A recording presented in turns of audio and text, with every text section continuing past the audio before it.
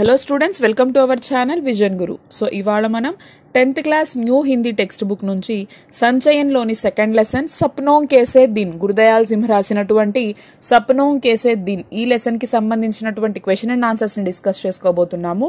Lesson explanation video already ఛానల్లో upload చేస్తున్నామండి, ఎవరైనా చూడని వాళ్ళు ఉంటే ఒకసారి చూడొచ్చు, లింక్ అనేది నేను డిస్క్రిప్షన్ లో ఇస్తాను। सो इंदुलो फर्स्ट क्वेश्चन चूसिनट्लयिते कोई भी भाषा आपसी व्यवहार में बाधा नहीं बनती, पाठ के किस अंश से यह सिद्ध होता है। सो చూడండి ఏం అడుగుతున్నారు ఇక్కడ, ఏ భాష అయినా సరే అంటే ఒకరితో ఒకరు మాట్లాడుకోవడానికి మధ్యలో అడ్డంకి అవ్వదన్నమాట। అది మనకు తెలిసిన భాష అయినా సరే అంటే ఒకరితో మనం కమ్యూనికేట్ అవ్వాలి అంటే అడ్డంకిగా మారదు భాష అనేది। ఏ భాష అయినా సరే మనము ఈజీగా కమ్యూనికేట్ చేయగలం ఎలాగో ఒకలాగా అన్నమాట। సో దీన్ని ఎందుకు చెప్తున్నారు ఇక్కడ ఏంటి అనేది చూద్దాము। लेखक के आधे से अधिक साथी राजस्थान या हरियाणा से आकर मंडी में व्यापार या दुकानदारी करने आए परिवारों से थे। जब बहुत छोटे थे तो उनकी बोली कम समझ पाते, उनके कुछ शब्द सुनकर हंसी आने लगती थी, लेकिन खेलते तो सभी एक दूसरे की बात खूब अच्छी तरह समझ लेते। इससे पता चलता है कि कोई भी भाषा आपसी व्यवहार में बाधा नहीं बनती। ఎందుకు చెప్తున్నారు అంటే సో లేఖక్ వాళ్ళ ఫ్రెండ్స్ లో చాలా మంది, సగానికి పైగా చాలా మంది పిల్లలు సో ఆ రాజస్థాన్ నుంచి హర్యానా నుంచి అక్కడ వచ్చి నివాసాలు ఏర్పాటు చేసుకుని ఇక్కడ వ్యాపార నిమిత్తం వచ్చిన వాళ్ళు, షాప్స్ పెట్టుకోవడం అంటే ఆ బజార్లో షాప్స్ పెట్టుకోవడానికి వచ్చిన కుటుంబాలు చాలా ఉన్నాయన్నమాట। సో రాజస్థానీ వాళ్ళు, హర్యాన్వి చెప్పేవాళ్ళు ఇలా ఉన్నారనమాట। అయితే ఈయన చిన్నగా ఉన్నప్పుడు వాళ్ళ మాటలు ఏవి కూడా ఈయనకు అర్థమయ్యేవి కాదు, కొన్ని పదాలు వాళ్ళు మాట్లాడుకుంటుంటే చూసి నవ్వొచ్చేది, కానీ వీళ్ళు ఆడుకునేటప్పుడు మాత్రం వాళ్ళు ఏం చెప్తున్నారో కరెక్ట్గా అర్థం చేసుకునేవాళ్ళు అనమాట। దీన్ని బట్టి ఏం అర్థమవుతుంది, ఒకరితో ఒకరు కమ్యూనికేట్ అవ్వాలి అంటే భాష అడ్డంకిగా ఏ రోజు మారదు అని మనకు తెలుస్తుంది। నెక్స్ట్, पीटी साहब की शाबाश फौज के तंगों से क्यों लगती थी, स्पष्ट कीजिए। సో పీటీ సార్ చెప్పేటువంటి శభాష్ అనేది ఆర్మీ మెడల్స్ లాగా మాకు ఎందుకు అనిపించేది, ఎక్స్ప్లెయిన్ చేయండి అన్నారు। पीटी साहब बहुत ही सख्त अध्यापक थे, स्काउटिंग का अभ्यास करवाते थे। लेखक और उनके साथी कोई गलती ना करते तो पीटी सर अपनी चमकीली आंखें हल्के से झपकाते, कहते शाबाश। उनकी एक शाबाश ऐसे लगने लगती जैसे लेखक और साथियों ने किसी फौज के सभी तंगे जीत लिए हो। అయితే పీటీ సార్ చాలా స్ట్రిక్ట్ టీచర్ అనమాట, చాలా సీరియస్గా స్ట్రిక్ట్గా ఉండేవాళ్ళు। సో స్కౌటింగ్ చేయించేటప్పుడు వీళ్ళు ఏ మిస్టేక్ చేయకుండా అందరూ కరెక్ట్గా చేసినట్లయితే ఆయన తన కళ్ళని కొంచెం అలాగా రెప్పల వేస్తూ శబాష్ అనేవాళ్ళు। ఆయన అనేటువంటి ఒక్క శబాష్ అనే మాట ఎలా ఉంటుంది అంటే ఒక ఆర్మీ సోల్జర్ లాగా మేమేదో యుద్ధాలు చేసేసి వీరుల్లాగా విజయం సాధించుకొచ్చినంత గర్వంగా మేము ఫీల్ అయ్యేవాళ్ళము అని చెప్పేసి చెప్తున్నారు।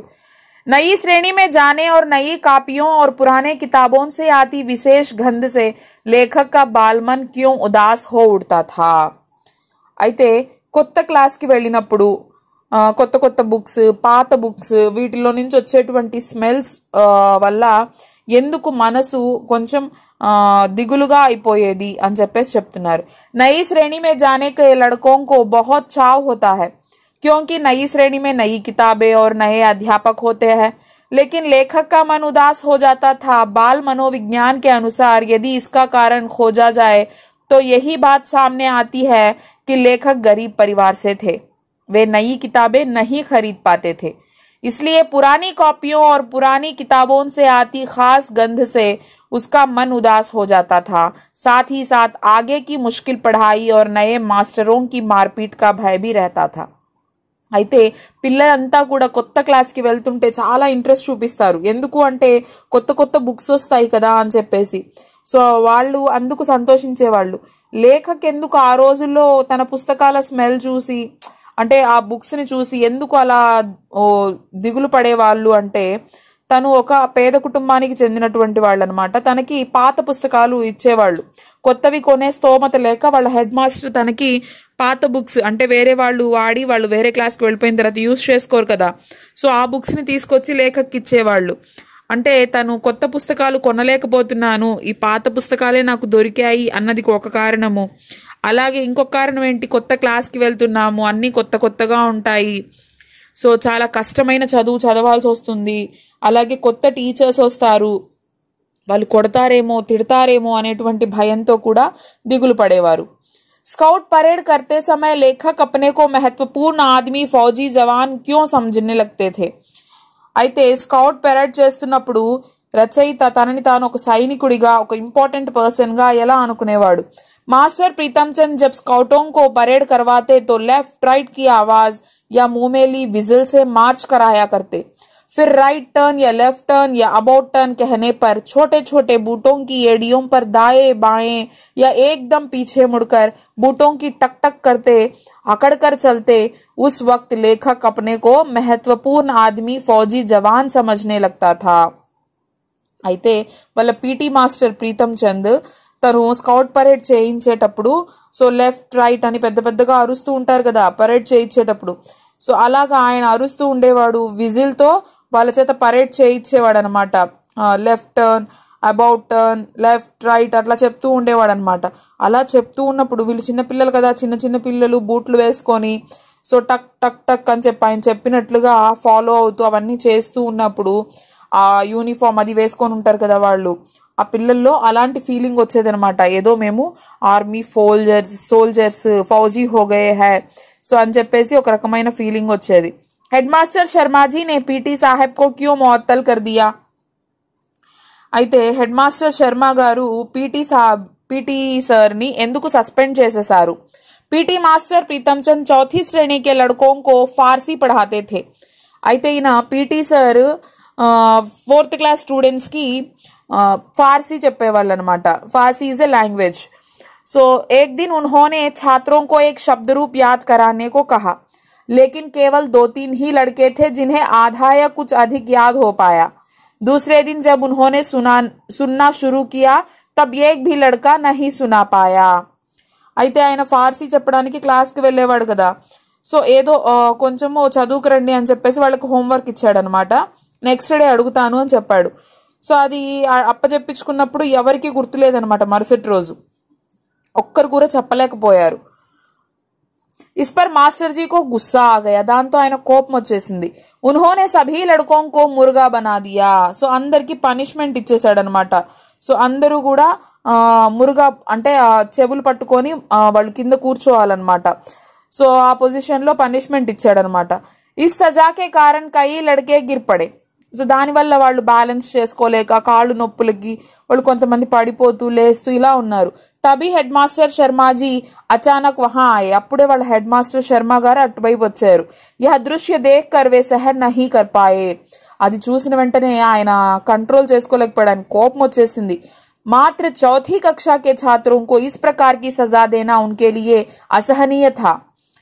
4వ తరగతి చదివేటువంటి 4th క్లాస్ పిల్లలకి ఇచ్చే పనిష్మెంటేనా ఇది? చిన్న పిల్లలకి ఈ విధంగా శిక్ష వేయడం కరెక్టా అని చెప్పేసి ఆయనకి చాలా కోపం వచ్చింది. इस कारण से हेड मास्टर शर्मा जी ने पीटी साहब को मुअत्तल कर दिया. కాబట్టి ఆయన ఏం చేశాడు, వెంటనే పీటీ సార్ని పిలిపించి ఆయన్ని సస్పెండ్ చేసేశాడు. लेखक के अनुसार उन्हें स्कूल खुशी से भागे जाने की जगह न लगने पर खुशी से भागे जाने की जगह न लगने पर भी कब और क्यों उन्हें स्कूल जाना अच्छा लगने लगा. అయితే రచయిత ప్రకారము ఆయనకి స్కూల్కి వెళ్ళడం ఇష్టం ఉండేది కాదు. సో ఆనందంగా స్కూల్కి వెళ్ళాలని అనిపించేది కాదు. చదువు అంటే ఇష్టం ఉండేది కాదు. కానీ అప్పుడప్పుడు మాత్రం ఆయనకి స్కూల్కి వెళ్ళాలంటే చాలా ఇష్టపడేవాడు. అది ఎప్పుడు, ఎలాంటి పరిస్థితుల్లో, ఎందుకు? लेखक के अनुसार उसे और उसके साथियों को स्कूल जाना कभी अच्छा नहीं लगता था. उन्हें स्कूल एक भयानक जगह लगती थी. साथ ही उन्हें मास्टरों की डांट फटकार का भी भय सताता रहता था. इन सब के बावजूद कभी कभी ऐसी स्थितियां भी आती थी जब उन्हें स्कूल जाना अच्छा लगता था. అయితే మన లేఖక్కి వాళ్ళ ఫ్రెండ్స్కి ఎవ్వరికి కూడా స్కూల్కి వెళ్ళడం అస్సలు ఇష్టం ఉండేది కాదు. స్కూల్ అంటేనే ఒక భయంకరమైనటువంటి ప్రదేశము. అక్కడ టీచర్స్ ఉంటారు, కొడతారు, తిడతారు, ఇలా ఫీల్ అయ్యేవాళ్ళు వీళ్ళందరూ. అయినప్పటికీ కూడా కొన్ని పరిస్థితుల్లో మాత్రం కొన్ని రోజుల్లో మాత్రం వాళ్ళకి స్కూల్కి వెళ్ళాలంటే అమితమైనటువంటి ఇష్టం. जब पीटी मास्टर स्काउटिंग का अभ्यास करवाते समय नीली पीली झंडियां हाथों में पकड़कर 1 2 3 कहते झंडियां ऊपर नीचे दाएं बाएं करवाते तो हवा में लहराती और फड़फड़ाती झंडियों के साथ खाकी वर्दी पहनकर हम अभ्यास किया करते थे. गलती ना करने पर वे शाबाश कहते थे। ऐसे अवसर पर स्कूल जाना लेखक को बहुत अच्छा लगता था। అయితే వీళ్ళకి ఎప్పుడు వెళ్ళాలనిపిస్తుంది, పీటీ సారు స్కౌటింగ్ ప్రాక్టీస్ చేయించేటప్పుడు అనమాట. అప్పుడు బ్లూ కలర్వి ఎల్లో కలర్వి ఇలా ఫ్లాగ్స్ పట్టుకొని 1 2 3 అని చెప్పి ఆ ఫ్లాగ్స్ని పైకి కిందకి రైట్కి లెఫ్ట్కి ఊపుతూ వాళ్ళు ఖాకీ యూనిఫామ్ వేసుకొని ప్రాక్టీస్ చేసేవాళ్ళు అనమాట. మంచిగా చేసినప్పుడు ఎటువంటి మిస్టేక్ చేయనప్పుడు అంత స్ట్రిక్ట్గా ఉండే పీటీ సార్ కూడా వెరీ గుడ్ షబాష్ అనేవాడు. సో అలాంటి సందర్భాల్లో మాత్రమే వీళ్ళకి స్కూల్కి వెళ్ళాలంటే ఇష్టంగా ఉండేది. लेखक अपने छात्र जीवन में स्कूल से छुट्टियों में मिले काम को पूरा करने के लिए क्या क्या योजनाएं बनाया करता था और उसे पूरा ना कर पाने की स्थिति में किसकी भांति बहादुर बनने की कल्पना किया करता था. చూడండి, అంటే ఇక్కడ ఏమడుగుతున్నారు, స్కూల్ హాలిడేస్లో, సో సమ్మర్ హాలిడేస్ వాళ్ళకి 2 months అలాగా క్లాసెస్ ఉండేవి, తర్వాత మళ్ళీ ఒక 2 months హాలిడేస్ ఇచ్చేవాళ్ళు అనమాట. సో అలా ఇచ్చినటువంటి హాలిడేస్లో ఇచ్చిన హోంవర్క్ కంప్లీట్ చేయనప్పుడు సో వాళ్ళు ఎలాంటి ప్లాన్స్ వేసుకునేవాళ్ళు, అంటే హోంవర్క్ చేయలేదు కదా దేన్ని ఫేస్ చేయాలి, ఎలా ఫేస్ చేయాలి, ఇలా ఎలా అనుకునేవాళ్ళు వాళ్ళు అని చెప్పేసి అడిగారు. लेखक के स्कूल के मास्टरों के द्वारा छुट्टियों में करने के लिए काफी काम दिया जाता था. हिसाब से कम 100-200 से कम सवाल दिए नहीं जाते थे. इस कार्य को पूरा करने के लिए लेखक अनेक योजनाएं बनाया करते थे. लेखक मन में हिसाब लगाते कि यदि 10 सवाल रोज निकाले जाए तो 20 दिन में ही पूरे हो जाएंगे. जब वे ऐसा सोचना शुरू करते तब तक छुट्टियों का 1 महीना शेष रह जाता. అయితే లేఖక్ వాళ్ళకి స్కూల్ హాలిడేస్ ఇచ్చినప్పుడు హోంవర్క్ ఇచ్చేవాళ్ళు. సో హోంవర్క్ ఎలా ఇచ్చేవాళ్ళు అంటే మ్యాథ్స్లో కనీసం ఒక 100-200 ప్రాబ్లమ్స్ దాకా ఇచ్చేసేవాళ్ళు అనమాట చేసుకురమ్మని. సో వీళ్ళు ఏం చేసేవాళ్ళు, వాటికి ఒక ప్లాన్ వేసేవాళ్ళు, ఒక టైం టేబుల్ ఏర్పాటు చేసుకునేవాళ్ళు. సో ఎన్ని ప్రాబ్లమ్స్ ఉన్నాయి, ప్రతిరోజు ఎన్ని చేయాలి, ఇన్ని డేస్లో కంప్లీట్ చేసేసేయాలి, ఒక 20 daysలో కంప్లీట్ చేయాలంటే పర్ డే ఎన్ని వేయాలి అని చెప్పేసి ఇలాగ ప్లాన్ వేసేవాళ్ళు. जब वे ऐसा सोचना शुरू करते तब तक छुट्टियों का 1 महीना शेष रह जाता. వీళ్ళు ప్లాన్ వేసేటప్పుడు కనీసం ఒక 1 రోజులు సెలవులు మిగిలిపోయి ఉంటాయి. एक दिन गिनते तो 10 दिन खेलकूद में और बीत जाते. సో ఇంకా ఉంది కదా అని చెప్పేసి 20 daysకి ప్లాన్ వేశారు కదా టైం టేబుల్. సో ఇంకా 20 daysకే కదా, ఇంకో 10 days మనం ఇంచక్కా ఆడుకోవచ్చు అని చెప్పేసి ఇంకొక 10 days ఆటపాటల్లో గడిపేస్తారు. तब स्कूल को पिटाई का डर बढ़ने लगता. पर जब लेखक सोचते कि 10 की क्या बात, सवाल तो 15 भी आसानी से रोज निकाले जा सकते हैं. రోజుకి 10 ప్రాబ్లమ్స్ అనుకుంటే కదా 220 daysలో కంప్లీట్ చేద్దాం అనుకున్నాం, పోనీ 10కి బదులు 15 వేసుకుందాము, ఇంకా ఎర్లీగా కంప్లీట్ చేద్దాం, ఏం కాదులే అని చెప్పేసి ఆడుకునేవాళ్ళు. जब ऐसा हिसाब लगाने लगते तो छुट्टियां कम होते होते जैसे भागने लगती. दिन छोटे लगने लगते, स्कूल का भय बढ़ने लगता, काम अधूरा रह जाता.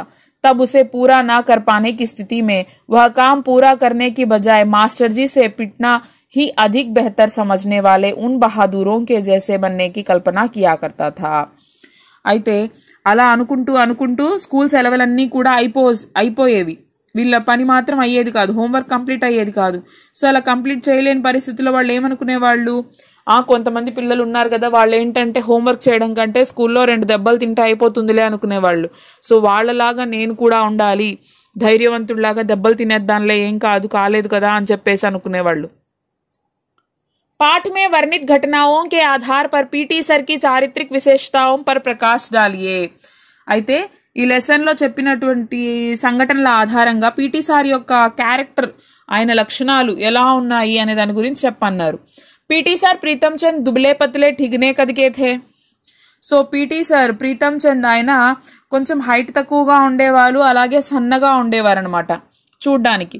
వే ఖాకీ వర్దీ పెహనా కర్తే థే. సో ఆయన ఎప్పుడు కూడా ఖాకీ యూనిఫామ్ వేసుకుని ఉండేవాళ్ళు. వే అనుశాసన్ ప్రియ థే, చాలా డిసిప్లైన్గా ఉండేవాళ్ళు. ఉన్కే మార్పీట్ సే లోగ్ డర్ జాతే థే. ఆయన కొడతాడు తిడతాడు అని చెప్పేసి అందరూ భయపడేవాళ్ళు. చౌథీ కక్షా వాలోంకో ఫార్సీ పడాతే థే.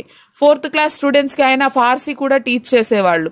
శబ్దరూప్ యాద్ కియే బినా ఆయే విద్యార్థియోంకో ముర్గా బనానేకి సజా ది. సో ఆయన చెప్పింది నేర్చుకొని రాలేదు పిల్లలు అని చెప్పేసి పిల్లలకి పనిష్మెంట్ ఇచ్చారు 4th class స్టూడెంట్స్కి. ఇసే దేఖ్కర్ హెడ్ మాస్టర్ సెహన్ నహీ కర్ పాయే. దాన్ని చూసి హెడ్ మాస్టర్ కోపం వచ్చింది ఆయనకి. ఆయన కోప్పడ్డారు బాగా. ఉన్హే ముअत्तल कर दिया, ఆయన సస్పెండ్ చేసేశారు. తబ్సే వే కభీ స్కూల్ నహీ ఆయే, అప్పటి నుంచి ఇంకా పీటీ సార్ స్కూల్కి రావడం మానేశారు. వే ఇస్కే లియే చింతిత్ భీ నా థే, అలానే ఆయన ఇంట్లో ఏమన్నా ఫీల్ అవుతున్నారా నన్ను తీసేశారు అది ఇది అని ఏం లేదు. ఆయన నిక్షేపంగా ఎలా ఉండేవాళ్ళో ముందు అలాగే ప్రశాంతమైన జీవితాన్ని గడుపుతూ ఉన్నారు.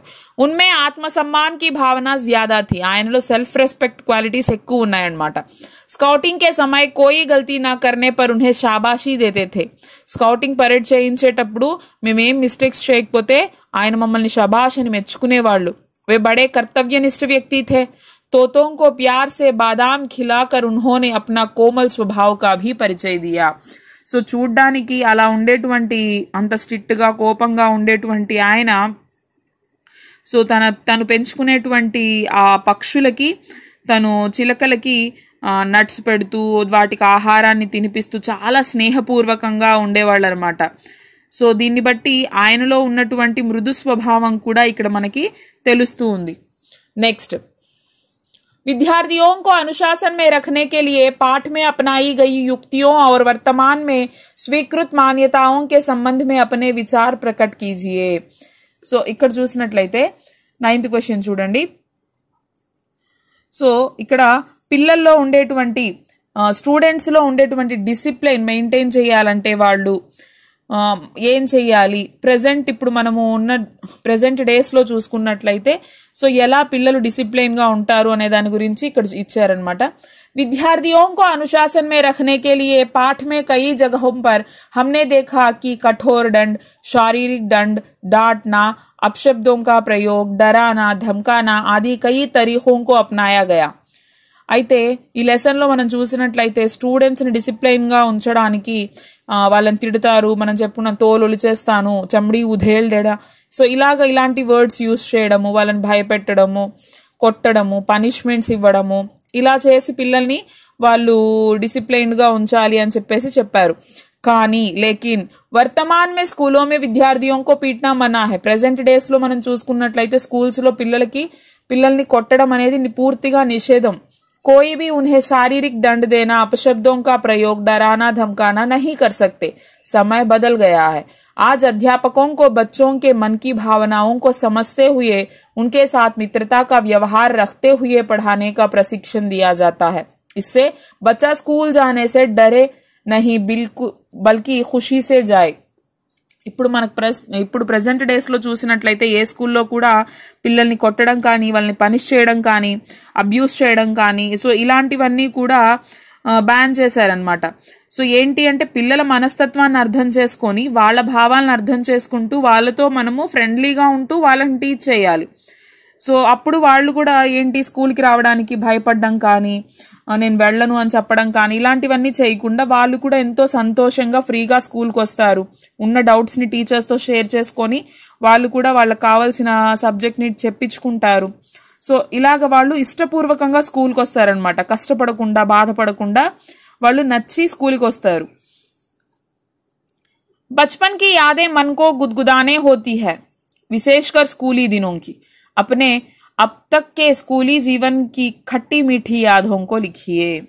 చిన్ననాటి జ్ఞాపకాలు అనేవి ఎలా ఉంటాయంటే మనసుని గిలిగింతలు పడతాయి. అలాగా మీ స్కూల్ లైఫ్లో ఇప్పటి వరకు జరిగినటువంటి తీపి జ్ఞాపకాల గురించి రాయండి అని చెప్పారు. बचपन के दिनों को जिंदगी के सबसे सुनहरे दिनों में गिना जाता है. जब भी याद करूं तो बचपन की यादें मन को गुदगुदाने वाली होती है, विशेषकर स्कूल दिनों की. अब तक के मेरे स्कूली जीवन की खट्टी मीठी यादें इस प्रकार है. అయితే చిన్నతనం, బాల్యం అంటేనే సో ఒక రకమైనటువంటి స్మైల్ ఫేస్ మీద వచ్చేస్తుంది, మనసుకి గిలిగింతలు పెట్టినట్టుగా. ముఖ్యంగా స్కూల్ లైఫ్. సో మనము బ్యాక్ డేస్, గడిచిపోయిన జ్ఞాపకాలని గుర్తు చేసుకున్నప్పుడు స్కూల్ డేస్ అనేవి చాలా మెమరబుల్గా ఉంటాయి. ఆపస్మే ఏక్ దూసరే కో సతానా, సో ఒకరినొకరు టీస్ చేసుకోవడం ఫ్రెండ్స్లో. దోస్తోం కా టిఫిన్ చురాకర్ ఖానా, ఫ్రెండ్స్ తెచ్చుకున్న టిఫిన్ బాక్సులు తీసుకొని తినడం. రూఠే హుయే దోస్తోం కో మనానా, సో మన మీద ఎవరైనా అలిగుంటారు మన ఫ్రెండ్స్, వాళ్ళని మనము లేదులే మాట్లాడు అది ఇది అని చెప్పేసి వాళ్ళని కన్విన్స్ చేయడం. మిల్కర్ షరారతే కర్నా, కలిసి అల్లర్లు చేయడం. छोटी छोटी बातों पर दोस्तों से लड़ना, చిన్న చిన్న విషయాలకే ఒకరి మీద ఒకరు అలగడం. ऐसी यादें हैं जिन्हें चाह कर भी बुलाया नहीं जा सकता. సో ఇవి ఎలాంటి జ్ఞాపకాలంటే మనం కావాలనుకున్నా కూడా వీటిని మర్చిపోలేము. खास बात तो यह है कि किसी भी कीमत पर उन क्षणों को वापस नहीं लाया जा सकता. ముఖ్యంగా చెప్పుకోవాల్సిన విషయం ఏంటి అంటే మనం ఏం చేసినా సరే ఈ గడిచిపోయిన జ్ఞాపకాలని జ్ఞాపకాలుగా గుర్తు చేసుకోవడమే కానీ తిరిగి తీసుకురాలేము, మళ్ళీ వాటిని రీకాల్ చేసుకోలేము, అంటే మళ్ళీ వాటిలో మనం బ్రతకలేము. ఒకసారి స్పెండ్ చేసిన ఆ మూమెంట్స్ని మళ్ళీ తిరిగి తీసుకురాలేము మనం. प्रायः अभिभावक बच्चों को खेलकूद में ज्यादा रुचि लेने पर रोकते हैं और समय बर्बाद न करने की नसीहत देते हैं. बताइए खेल आपके लिए क्यों जरूरी है? आप कौन से ऐसे नियम फायदों को अपनाएंगे जिसमें अभिभावकों को आपके खेल पर आपत्ति ना हो. సో ఇక్కడ చూడండి ఏమడిగారు ఇక్కడ మనకి, అంటే తల్లిదండ్రులు పేరెంట్స్ అనేవాళ్ళు తరచుగా తమ పిల్లల్ని గేమ్స్ స్పోర్ట్స్ పట్ల ఇంట్రెస్ట్ చూపిస్తూ ఉంటే టైం వేస్ట్ చేసుకోవద్దు, చదువు ముందు, సో ఇలా చెప్తారనమాట. అంటే ఎందుకు స్పోర్ట్స్ నీకు ముఖ్యము, పేరెంట్స్ నీ ఆటలకి అబ్జెక్షన్ చెప్పకుండా ఉండాలి అంటే ఏం చెయ్యాలి, సో వీటి గురించి ఇచ్చారు. खेल आपके लिए क्यों जरूरी है, అసలు ఎందుకు ఆడాలి, ఆ క్రీడలు అనేవి ఎందుకు ముఖ్యం. खेल हमारे जीवन का आवश्यक हिस्सा है. खेल मानसिक, शारीरिक और सामाजिक विकास के लिए महत्वपूर्ण है. यह हमें स्वस्थ रखने, दिमाग की क्षमता को विकसित करने, आपसी सहयोग करने का सुनहरा मौका प्रदान करता है. खेलने से हमारे अंदर के तनाव का स्तर कम होता है और पढ़ाई लिखाई बेहतर होती है. సో క్రీడలు అనేవి మన జీవితంలో ఒక ముఖ్యమైన పార్ట్ అనమాట. సో మానసికంగా కావచ్చు, శారీరకంగా కావచ్చు, సో మన వికాసానికి ఇవి చాలా అవసరం అవుతాయి. మనల్ని ఆరోగ్యంగా ఉంచడానికి, మన మెదడు సామర్థ్యాన్ని పెంపొందించడానికి, ఇలాగా అన్ని విధాలుగా కూడా మనకి ఆటల వల్ల మన ఒత్తిడి తగ్గుతూ ఉంటుంది.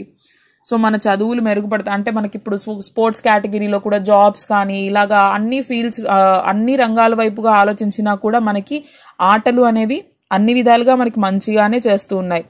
आप कौन से ऐसे नियम फायदों को अपनाएंगे जिससे अभिभावकों को आपके खेल पर आपत्ति न हो.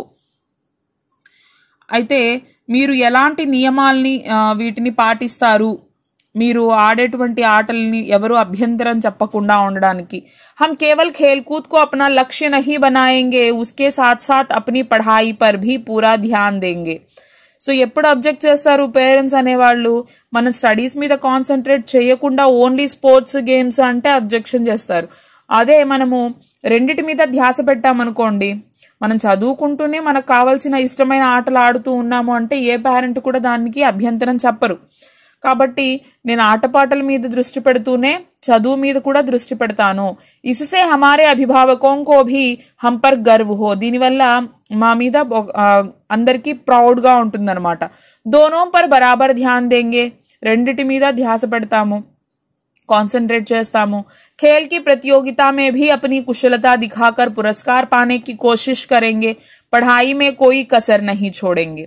సో కాంపిటీషన్స్లో మేము పార్టిసిపేట్ చేసినప్పుడు మెడల్ సాధించడానికి ట్రై చేస్తాము, అలాగే చదువుని ఎక్కడా నిర్లక్ష్యం చేయము. इससे अभिभावक सबके सामने सर उठाकर कह सके कि हमारा बच्चा खेलता है तो क्या वह पढ़ाई में भी सबसे आगे है. అప్పుడు వాళ్ళు గర్వంగా నలుగురిలో చెప్పుకోగలరు అనమాట, అవును మా అబ్బాయి ఆడతాడు, గేమ్స్ ఆడతాడు, స్పోర్ట్స్ ఆడతాడు, అయితే ఏంటి చదువులో ఎక్కడ కూడా వెనకలేడు, చదువులో కూడా బాగా చదువుతున్నాడు అని చెప్పేసి వాళ్ళు కూడా అందరి ముందు తలెత్తుకొని గర్వంగా చెప్పుకునే స్థాయికి మేము తీసుకొస్తాము అని చెప్పి చెప్తున్నారనమాట.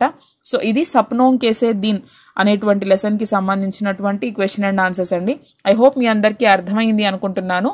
ఈ లెసన్కి సంబంధించి మీకు ఏమైనా డౌట్స్ ఉన్నట్లయితే కామెంట్ సెషన్లో తెలియజేయండి, నేను వాటికి తప్పకుండా రిప్లై అనేది ఇస్తాను. Thank you.